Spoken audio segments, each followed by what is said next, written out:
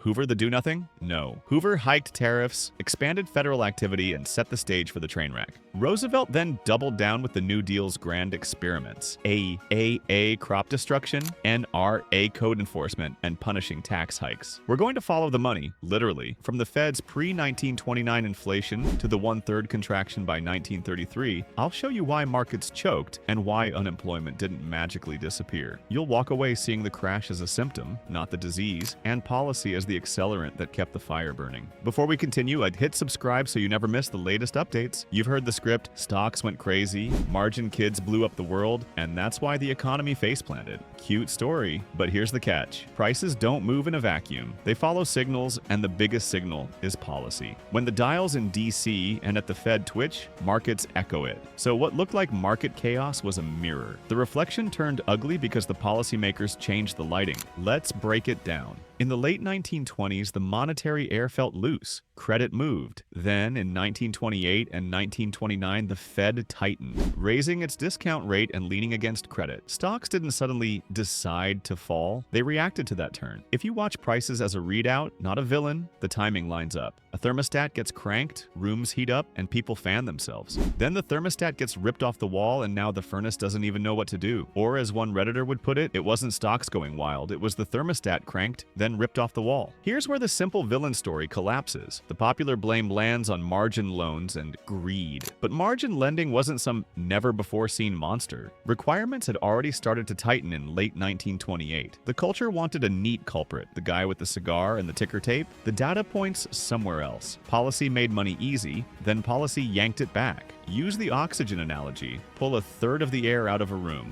People don't argue about motivation. They faint. Same with money. Milton Friedman and Anna Schwartz documented that the money supply shrank by about one-third between 1929 and 1933. That's not a mood swing. That's a floor drop. And when the supply of money contracts like that, spending stalls, output falls, and the system gasps. Money and output move together. Less money, less everything. If this were on screen, I'd flash a simple chart. Left panel. The 1920s run up with a looser Fed balance sheet and active open market purchases. Right panel, post 1929, that line bends the other way, tightening, asset sales, and a shrinking base. No need for laser pointers. The slope tells you the story. Credit got juiced, then choked. The market chart below would look like a heart monitor reacting to each policy jolt. Now, why do people cling to the margin culprit narrative? It feels clean. It blames a vibe, greed, over a mechanism. But the mechanism is the point. The Fed pushed its discount rate up from mid to high single digits across 1928 to 1929.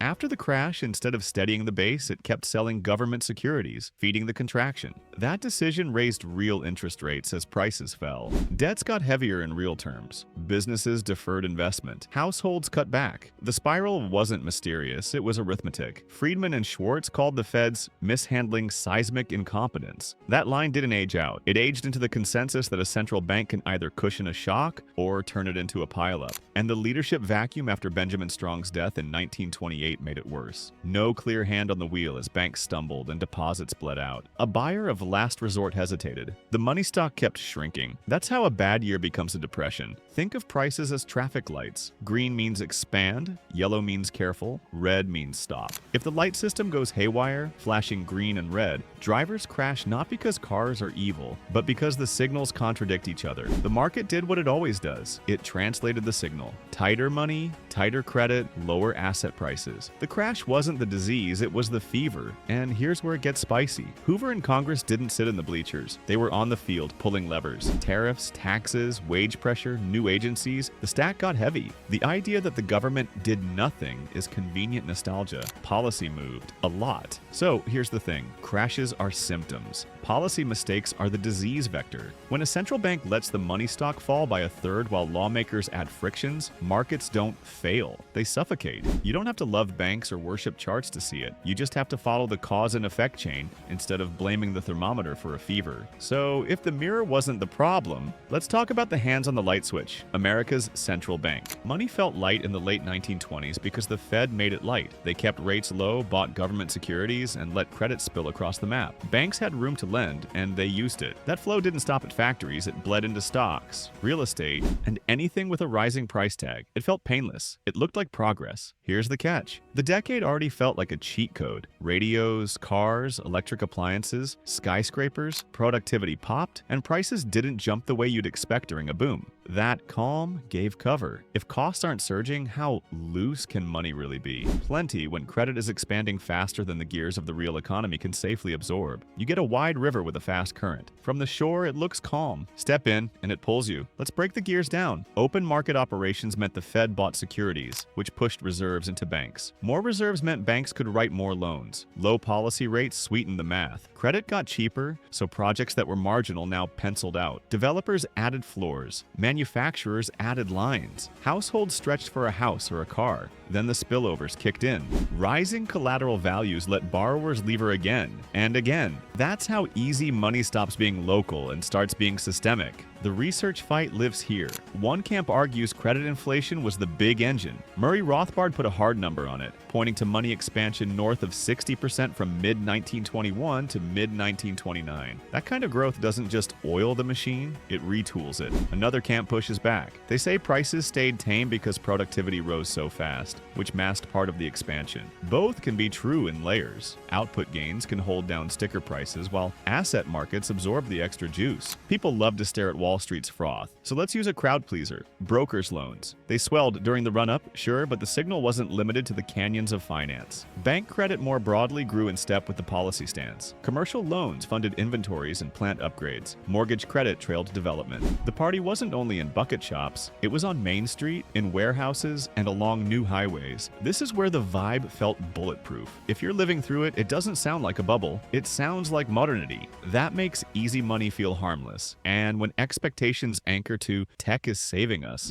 discipline softens. Lenders underwrite projections, not cushions. Firms treat low rates like a permanent feature. Balance sheets thicken with short-term debt because why not? Refinancing looks easy. Use a simple analogy: cheap gas on a downhill road. The engine purrs, the scenery flies, and your mileage looks amazing. But the car is heavy, momentum is high, and the brakes heat up without you noticing. Then a curve appears. The gas isn't the problem until the brakes fail right when you need them. That's credit expansion rolling into a turn. Mechanically, the seed was in the policy mix. The Fed kept conditions easy through the mid-1920s with purchases and friendly rates. Banks multiplied that base via deposits and loans. As asset values rose, lending standards got elastic because collateral screens looked cleaner every quarter. Equity issuance, building booms, and land deals all fed on the same well. These channels make tightening brutal later because they rely on rolling credit, not cash buffers. And then came the pivot. By 1928, the Fed started tightening. Rates moved up. Open market operations flipped. Liquidity got clawed back. You could feel the tone shift. Projects that counted on rollover faced tougher terms. The multiplier that once amplified credit now ran in reverse. Banks that stretched found their cushions thin. Asset prices that had helped collateral suddenly cut it. That feedback loop is how an easy decade becomes a brittle one. So here's the thing. Credit-fueled highs send quiet invoices. They don't show up at the party. They arrive when the music stops. The bill is fragile balance sheets, short-dated debts, optimistic cash flows, and valuations leaning on cheap money. The moment policy leans the other way or the banking system stumbles, the structure wobbles. Not because growth was fake, but because the financing of that growth trained everyone to expect smooth roads. Now watch what happens when the gas turns to a choke. The great monetary whiplash begins. So what does it feel like when a third of the money disappears? Prices don't get cheaper. They fall because the air gets sucked out. Debts get heavier. Jobs vanish. It's the worst kind of sale. Your income drops faster than the sticker price. Let that sink in. From late 1929 to early 1933, the squeeze rolled through the banking system like a slow-motion pileup. Bank runs, closures, depositors yanking cash. The multiplier that normally turns base money into credit just collapsed. Every failed bank erased deposits. Every erased deposit shrank the money stock. You don't need a villain monologue, you need a calendar of panics and a ledger that keeps going red. The Fed could have been the buyer of a last resort. It hesitated. That hesitation wasn't random. After Benjamin Strong died in 1928, the leadership spine weakened. No clear quarterback when the pocket collapsed. Liquidity should have flooded in. Instead, the tide went out while everyone stared at the undertow. Mechanically, it's brutal and simple. A panic starts, depositors run, banks sell assets into a falling market, and weaker banks fail. Those deposits are gone, not parked. Lending stops because loan officers don't lend when yesterday's collateral looks worse every morning. Spending gets strangled because the money to transact isn't there. Prices fall, which sounds consumer-friendly until you realize deflation raises the real weight of old debt. What was manageable becomes a boot on the neck. Research pins the magnitude and timing, and the numbers are loud. The money supply fell by roughly 1/3 between 1929 and 1933. Industrial production cratered by more than half in that window. The two lines moved together like they were tethered. Less money, less output. Not vibes, mechanics. Jobs followed the money off the cliff. Unemployment shot from a couple million to around 12.8 million by 1933, clearing a quarter of the workforce. Entire cities broke. Cleveland clocked around 50% out of work, Toledo near 80%. Some states pushed past 40%. That's not a recession. That's a market where buyers vanish and help wanted signs go into storage. Want a modern analogy? Cut Wi-Fi to a remote company. Meetings stop. Files don't sync. Payroll can't run. Projects stall in minutes, not weeks. The economy in 1930 to 1933 lost its network. The signal died, so the nodes shut down. People hoarded cash like battery life at 1% because every dollar tomorrow was worth more. That hoarding made the signal even weaker. Policy didn't just stand still. Leading into the crash, the Fed raised the discount rate from the mid-3s to about 6% by late 1929. And after the break, it kept selling government securities, which sucked reserves out during a banking fire. That choice amplified the contraction. As deflation dug in, real interest rates rose even if nominal rates looked tame. It's a trap. Money gets scarcer while debt gets heavier. Yes, there's debate on the exact mix of causes. One line of work says the monetary shock wasn't a surprise, and the story is more about the banking wreck and credit destruction. But the effect is the same on the ground. When banks fail, deposits die. When deposits die, the money stock shrinks. When the money stock shrinks, production and jobs fall in lockstep. The feedback loop handled the rest. Falling prices increased real debts, so defaults rose. Defaults killed bank balance sheets, which forced more loan cuts, which meant less spending, which meant more price falls. You can call it a spiral or a self-own, but you can't call it mysterious. The inputs explain the output. Still think markets broke, the timing crushes that take. The money stock slides, output slides, jobs slide. The Fed could have replaced deposits and assets, but with no strong level leadership, it fought the blaze with a garden hose. The fire spread. That's the mini payoff here. The downturn didn't stay a normal recession because the monetary floor gave way. The 1/3 vanish didn't bruise the economy, it froze it. Factories idled. Households cut deeper every month.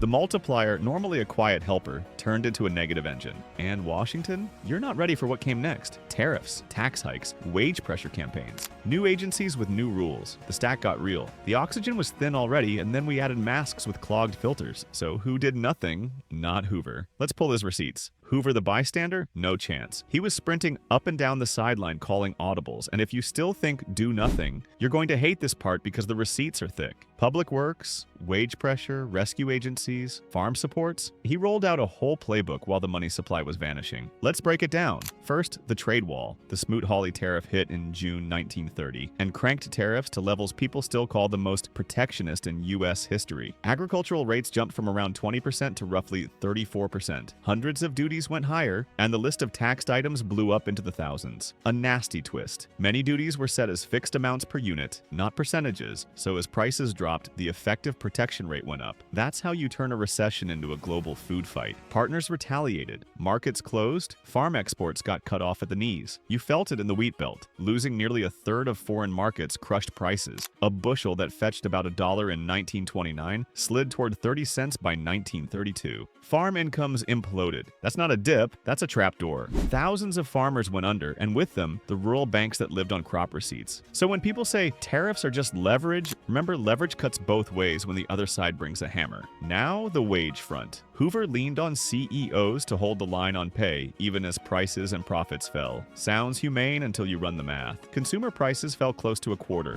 while nominal wages budged down by around 15%. That gap means real wages rose. Great if you keep your job. Brutal if you're on the bubble. A higher real wage during deflation prices out marginal workers. The hiring window narrows and layoffs stick. It wasn't just a vibe. It showed up in unemployment that refused to roll back. He also built out federal muscle. The Reconstruction Finance Corporation stepped in with loans and subsidies, dispersing big sums to banks, railroads, and businesses. Ad farm programs dripping hundreds of millions in support. Federal spending's share of the pie moved up fast between 1930 and 1931. This was not a small government nap. It was a jumpy intervention during a liquidity drought, and the signal to private lenders was weird. If Washington is rationing lifelines, maybe risk is worse than it looks. And then the tax pivot, which is a masterclass in bad timing. The Revenue Act of 1932 came through as the largest peacetime tax hike on record. Top income tax rates vaulted from 24% to 63%. Exemptions tightened, so more people got pulled into the net. Corporate and estate taxes went higher. New taxes landed on gifts, gasoline, and cars, and even postage got pricier. That's not belt tightening. That's a corset during a panic. When liquidity is scarce, hiking across the board tells businesses to hoard cash and cancel plans. Zoom the timeline. Tariff passed mid-1930. Exports cratered, farm prices fell, rural banks failed. Wage maintenance kicked in early, so payrolls didn't adjust to the deflation shock, and firms cut heads instead of rates. The RFC launched to backstop credit, but with confidence already broken, it looked like triage, not a reset. Then, 1932 slammed the door with taxes that raised the hurdle for every struggling balance sheet. Each move landed on top of the monetary contraction like another sandbag on a sinking raft. And yes, the spending ramp wasn't small. Subsidy and relief schemes grew while revenues shrank, so the state's footprint got bigger in a hurry. That doesn't mean relief magically reached the places it needed to go at speed. It meant the rules changed mid-fall, and markets had to guess what came next. If you're a lender, you price that uncertainty into tighter terms. If you're a business, you pass or pause. Momentum dies. So here's the thing. This wasn't a rescue package that missed by inches. This was a stack of moves that hardened the edges of the downturn. Trade got blocked when farmers needed buyers. Wages stayed high in real terms when demand cratered. Taxes rose when cash was a survival resource. Credit support arrived, but the signal said crisis, not confidence. And that last point matters. One of Roosevelt's own policy architects later said practically the whole New Deal was extrapolated from programs that Hoover started. Let that sink in. The sequel didn't appear out of thin air. It walked in on a road Hoover paved. Then came the sequel, bigger, louder, and packed with codes and quotas. If demand is weak, do you raise prices and cut output? The New Deal tried. And it didn't try small. It rolled out a code book for business, a quota map for farms, and hit pause on the banking system with a national holiday in 1933 while new rules loaded. The mood was crisis triage, but the tools they picked pushed in the opposite direction of what a starving market needed. Restrict supply, raise stickers, and hope confidence shows up anyway. Let's break it down. The National Industrial Recovery Act launched the NRA in mid-1933 and told industries to write codes, not suggestions. Codes. Prices, sales terms, hours, and competition limits got scripted. If you made corsets, lightning rods, or dog leashes, you had a code. More than 500 codes covered over 2 million employers and tens of millions of workers. That is not a nudge, that is a grid. The stated goal was stability, but the structure looked like cartels with badges.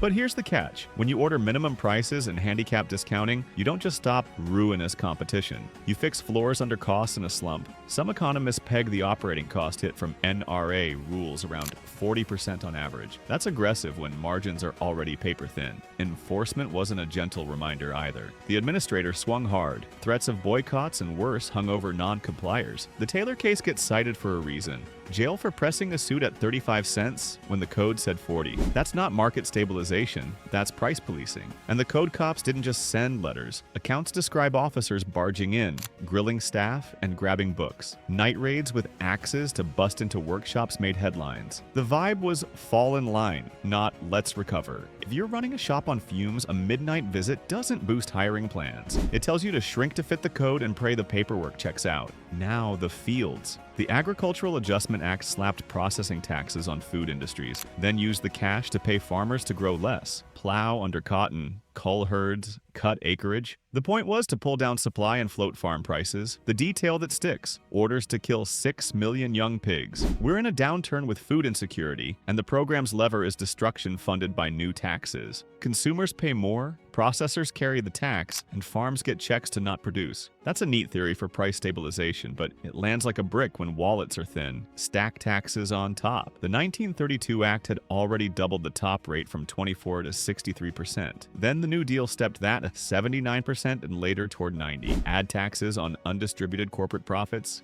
gifts, gasoline, and cars. When you raise the cost of keeping earnings inside the firm and pile on levies, you raise the hurdle rate for investment. The result is simple. Fewer projects pencil out and managers delay. So did any of this work? Short term, you can always goose a series. When you clear codes and announce programs, some sectors get a bump. But the medium term told a colder story. Industrial production slid about 25% in the 6 months after NRA kicked in. And while national unemployment came down from around 25% in 1933 to about 14% in 1936, the rule stack stayed heavy and recovery stayed wobbly. Courts then weighed in. The Supreme Court knocked out NRA in 1935 and AAA in 1936. Those rulings stripped away some of the roughest edges. Roosevelt blasted the decisions, but the effect was to pull back on the most burdensome pieces that kept the economy in a straitjacket. Here's the thing. Stabilize versus cartelize is not an academic debate when the cash register is quiet. Codes that forbid cutting prices and orders that pay to destroy output treat scarcity as a strategy. In a weak demand environment, that means higher unit prices, lower volumes, and slower rehiring. And when enforcement feels like a raid, firms don't experiment or expand. They comply and wait. One analogy and we'll move on. It's like trying to fix a traffic jam by closing 2 lanes and raising the toll. Sure, cars move faster in the remaining lane if enough drivers give up, but you didn't solve congestion. You priced out the stragglers and called it order. The mini payoff is simple. Policy didn't just try to fill gaps. It often built walls, price floors, output caps, new taxes that blocked momentum right when the system needed oxygen. And because the programs overlapped, the signal to business was whiplash: comply, pay, and hold. And just when industry tried to breathe, the rules of workplace power rewired the costs. Recovery had a pulse, then 1937 walked in and cut the power.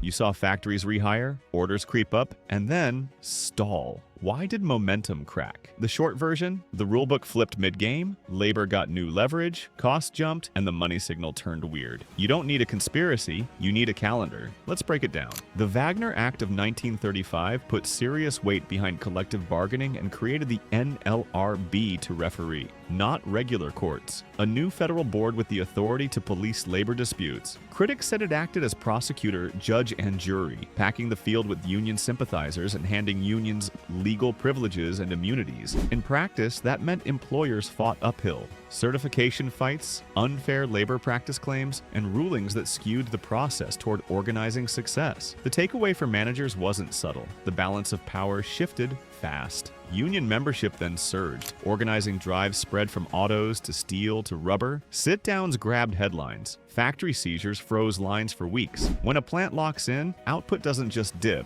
it disappears. And here's the catch. That's happening when recovery is still fragile, prices are still wobbly, and cash is tight. Wages and benefits rise, which sounds great if the order book is fat. But when revenues drag higher labor costs, flip marginal projects into pass, and push hiring to the back burner, you saw it show up in productivity hits. Work rules hardened, hours shifted, and managers spent more time in hearings than on process fixes. Strikes didn't just block shipments, they scrambled inventory cycles. Firms carried extra stock to buffer risk, then turned around and dumped that stock when sales disappointed. That inventory liquidation wave helped pull production down sharply in 1937. When you clear shelves fast, factories go quiet. Add the policy stack. Social Security payroll taxes kicked in, raising the cost per worker right as firms were deciding whether to scale teams. It wasn't just a tax line, it was a new fixed expense baked into every future hire. Then the monetary twist. Gold poured into the US, but authorities sterilized inflows, offsetting the easing you'd expect. Translation, liquidity that could have greased credit got parked. The signal to expand blurred at the exact moment costs were climbing.